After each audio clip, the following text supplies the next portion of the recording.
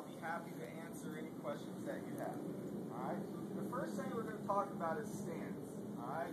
And what we tell our players every year when we come in here, everybody has their own style of hitting. Okay. We're not necessarily looking to change your style, but what we are looking for is some consistency in your swing mechanics. Consistent fundamentals. Okay. If you have that, you're probably going to be pretty successful. If you don't have these consistent fundamentals, you're going to have problems at some point in time. Okay? So, with that said, we're just going to start with the stance and make sure everybody has a good foundation, and that's what we're looking for, a good athletic position. So, go ahead and pick up your bat. We're not going to do, please don't swing it. Stay close to each other. Okay? And we'll start with the feet and work our way up your body. Okay? What we're looking for, obviously, is to get into a comfortable position. Okay? Now, it is just your stance. So there's a lot of things that can change between your stance, your pre-swing motion, and when you actually hit the ball. Okay? But one thing you're going to hear us say today is that we'd like to see you minimize movement.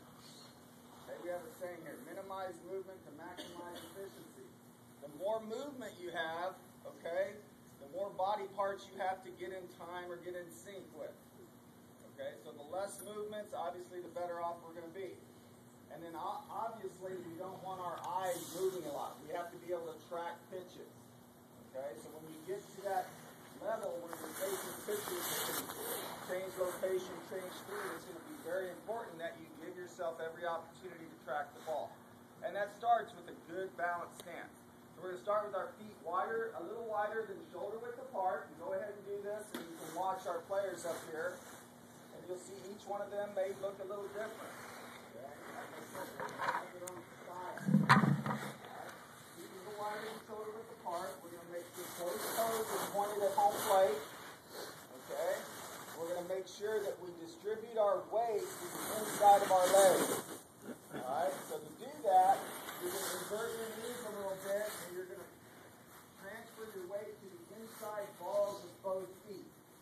Okay? So if you look at our hitters, their knees are almost close together, almost like you were going to hold a bucket between your legs. That's the way we want your weight distributed. Okay? We want to make sure your weight's on the inner half of your legs, weight's on the inside balls of the feet. You'd be surprised how much this will help you alone, right here. Okay, you're in a good athletic position now. Alright? We want to make sure our knees are flexed. One of the things that we do to make sure that you get this feel is we'll have you jump. Okay, so everybody get your stance and jump. You should be able to jump in that position. Okay? Same position you're going to guard somebody in basketball, field ground balls, that good athletic position. Okay? Flexion in the knees is important. Okay. We want to make sure our hips are squared on top of our feet. Okay, so don't roll the front hip in.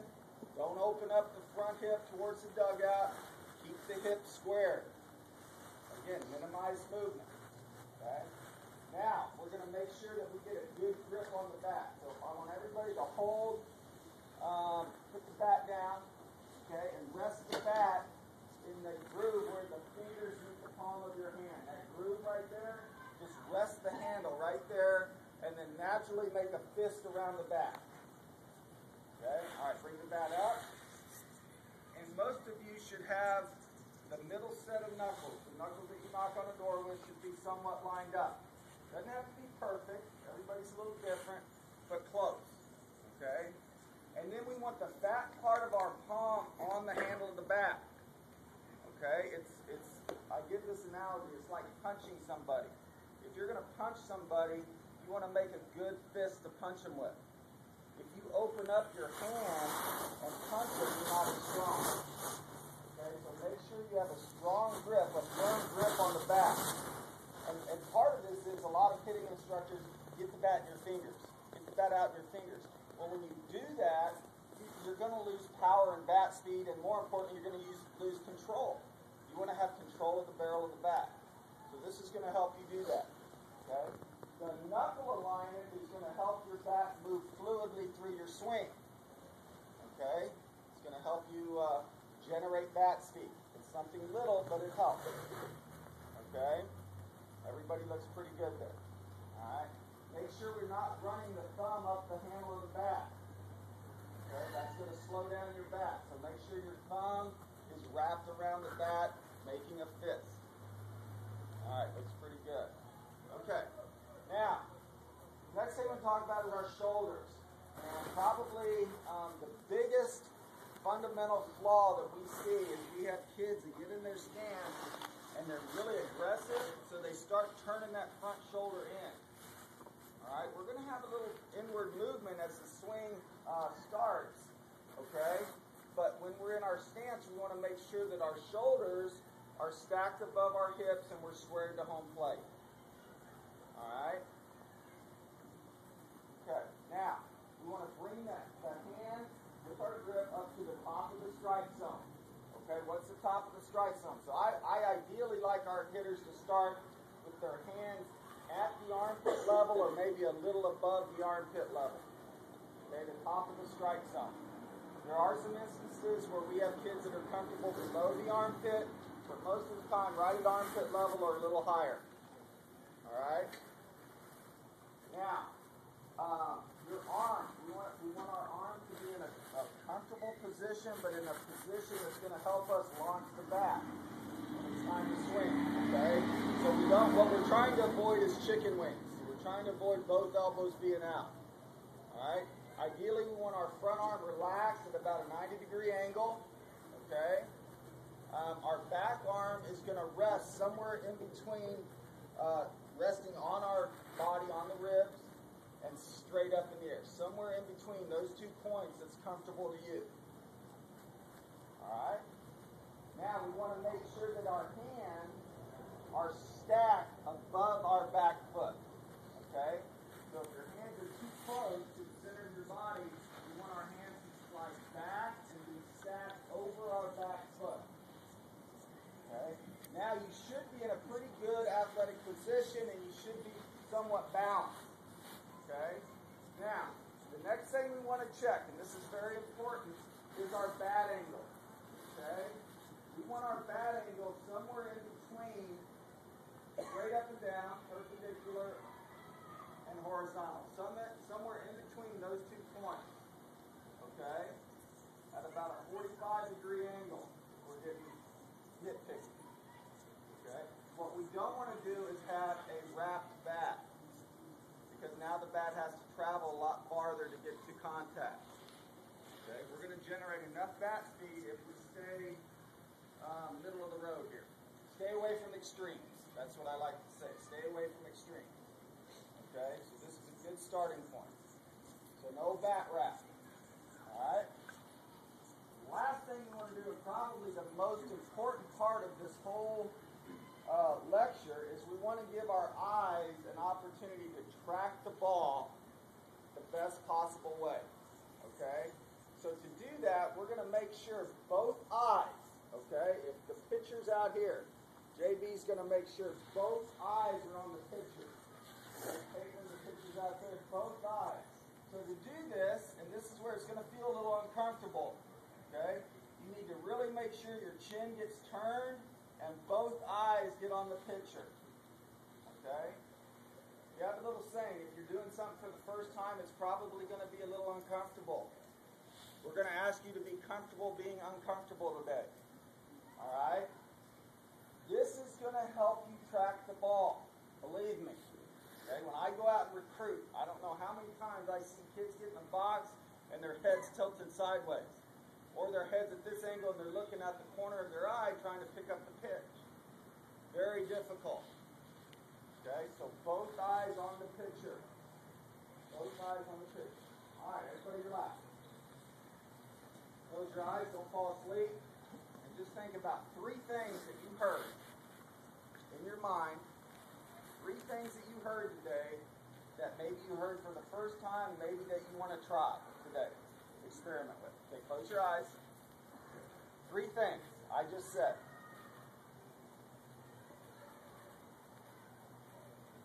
Alright, open your eyes. Everybody got 3 things you're going to work on today just with stands. Just with stands. Alright.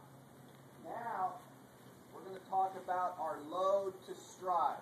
okay, or our timing mechanism. All right? A pitcher's job is to throw the hitter's timing off. Okay? Our job as hitters is to get our timing on with whatever pitcher we face and whatever pitch she throws. Okay? The most important part of this timing mechanism is to be on time. Again, when I go out recruiting, one of the common mistakes I see are kids are constantly late. They're not ready to hit as the ball is being released from the pitcher's hand. So we want to be on time. There's two distinct movements that we're going to work on. Okay? Linear and rotational. And we're going to incorporate both in our swings. Linear meaning our movements are going to stay on a line of force. And then rotation, our body's going to rotate around a center point, our axis, which is our head, our eyes. Okay, everybody follow me there. I know it's early. Okay, try to stay with me. Okay, so as the pitcher sets to deliver the ball, as she starts her movement, we're going to make sure we're relaxed. Okay, as she starts her movement forward, we're going to do the opposite. We're going to move backwards into our load. Okay, our load is a very subtle movement. We're start balanced in our stance. Our load, we're just going to shift our weight to the inside of our back knee, trying to minimize movement. It's not a big movement. Okay, if I'm going to throw a ball right now at the Pura, right here, okay, I'm just not going to throw, right? What am I going to do? I'm going to load to throw the ball. That's what we're going to do to hit. We're going to load into that backside to hit. Try not to let your head move. Okay, we have a problem here if your head starts bobbing up and down. Because my head's going up and down, what are my eyes doing? They're going up and down. It's hard to judge something when your eyes are moving like that. Okay, so it's a very subtle move into the back leg. Okay, when we move, shift our weight into the inside of our knee, our back knee, we're going to make sure that our weight stays on the inside balls of both feet. So remember that bucket I was talking about you're holding between your legs? When you load, you don't want to drop that bucket. You want to maintain that bucket between your legs. Alright? That's what we call our load. Okay? Now we're ready to hit. Okay? But we still have one more piece of timing to do. Okay? And that's the release of the ball. So once the pitcher goes forward, once she moves forward, we get to our load. As she starts the arm circle, we're going to go from load to stride. Okay? Stride is a short step to transfer weight from our load where we were 50-50 and then we load so our weight's like 40-60 now, where our stride's going to bring us back to 50-50 or close to that point. Okay, again, minimize head movement. Okay, as we land, our toe is going to stay somewhat pointed towards home plate. Okay, what we don't want to have happen when we stride, all right, Stanford hitters, is we don't want to let that hip start to leak out, because then we're going to lose power.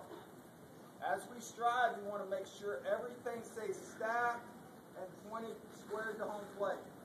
Toes, knees, hips, shoulders. Okay? Stay square.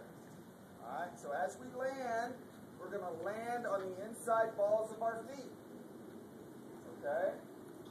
The weight is still going to be distributed on the inner half of our leg. We're going to invert the knees. So really, if you think about it, I started in this position, and now where should I be when I finish my stride? Pretty much in the same position. But we've gotten ourselves to load, to time. Okay? Now timing, listen to me, it's very important.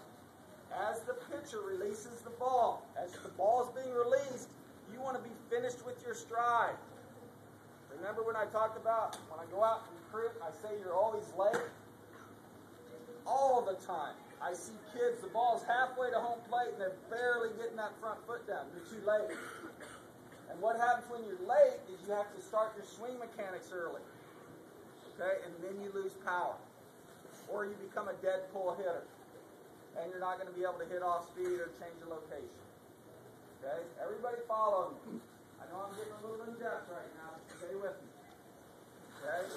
So, one of the most important things is, in all of hitting, is to make sure you get down, okay? Minimize movement, and you get that front foot down on time. On time. Okay? Now, some of you like to move your hands. There's nothing wrong with a little hand movement. Okay? All we're saying is that your hands, if you're a person who likes to move your hands and then take your hands back, a couple things. Number one, try to avoid too much inward turn with the front shoulder. Okay? Alright, try to avoid too much inward turn here. And then whenever your hands move, they need to be finished at the load. Okay? Right, Caitlin? So if you're one who's timing with the back elbow or bring your hands back, you want to be finished at the load. We don't want to be striding and having our lower body going this direction and our upper body going this direction. Okay? I'm not smart enough to figure that out. I don't know if you are. If your body's able to do that. Move in two different directions and try to be on time to track a pitch. It's awfully hard. Okay? So minimize movement. Alright? Lastly, make sure you keep both eyes on the pitcher.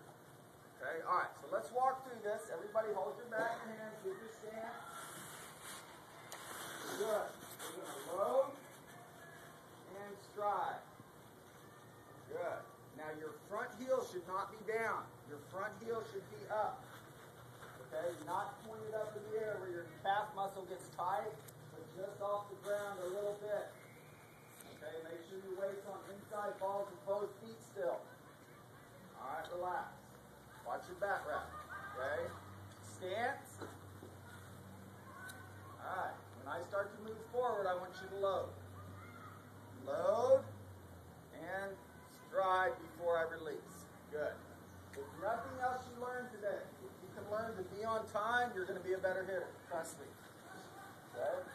Alright, now, real quick, swing mechanics. I mean, we can get very complicated here. Obviously, we watch a lot of videos, so we get to see this firsthand. I'm sure your parents or coach or somebody has videotaped you hitting. It's a great way to learn visually. But what we're trying to do is keep it as simple as possible too, right? We have this theory. It's the KISS theory. Can anybody tell me what the KISS theory is? Ashley? Keep it simple, stupid. Keep it simple, stupid, right? So, hitting can be complicated. Our job is to make it simple for you. Okay? To make it simple, though, you got to do your homework. You have to be a student of the game. Hitting a softball or a baseball is the most complicated part of any sport. I guarantee you that. You're trying to hit a round object with a round object. The ball's moving. It's coming at a high rate of speed, or it's coming at a different speed than you anticipate. Okay? It's very difficult. There's only one way to become a good hitter, and that's number one, two ways. Understand the mechanics, okay, and then hard work. You have to work at it. Okay? With that said, we're going to dive right into the mechanics of the swing. Okay? Once we reach our toe touch or our stride, okay, the linear movement of the swing is complete. Okay? The linear movement of the swing is complete. Okay? Now we're going to rotate to generate power. Alright? So, once we get that front foot down, we're gonna work from the big muscles to the little muscles. Okay? From the bottom up to generate power. Alright? Our first movement, once we get to our toe touch or stride, is to transfer weight into the front side. Okay, to do that, we're going to transfer weight into our inside of our front knee by getting the front heel down. Okay? Everybody get in their stance. Load, stride, get the heel plant, get the front heel down. Transfer Now your head should still be over your belly button, but your weight should be transferred from 50-50 almost into your front side. So you're now about, I don't know, a little bit of weight is transferred forward, not a lot. Okay? What we're looking to avoid here, okay, is that your front side gets over your front toe. Make sure your head, make sure your head stays over your belly button. Alright? Stance, load, stride, heel plant. Okay, good. Now, relax. What I saw a lot of you do when you transfer weight to heel plant is your hips started to go. Okay? Rotation happens after heel plant. So if you start leaking out at heel plant, you're going to lose power. Does everybody follow me on that? Okay, stance, load, stride, heel plant. Good. Get your foot square. Good. Okay. Now we're ready to hit the ball. Okay? Our lower half is going to start rotating. Okay? As we rotate, our back elbow is going to drop into what we call slot position. Your back elbow is going to be into your rib cage, okay? And the elbow is going to be in line with the middle of your leg. You have a stripe on your pant. Your back elbow is going to be in line with that stripe on your pant, okay? As we do that, our front elbow is going to get on plane with the pitch, okay? So our front elbow is going to get on plane. So if I'm seeing drop ball down or rise ball up, my front elbow is going to get me on plane. Okay? At slot position, the knob of the bat's going to be pointing at the pitcher. The barrel of the bat's going to be pointing at the umpire. Okay? That's what we call slot. All right, everybody get in your stance. Let's just watch our hitters real quick. Just watch these guys. Stance, load, stride, heel plant, slot.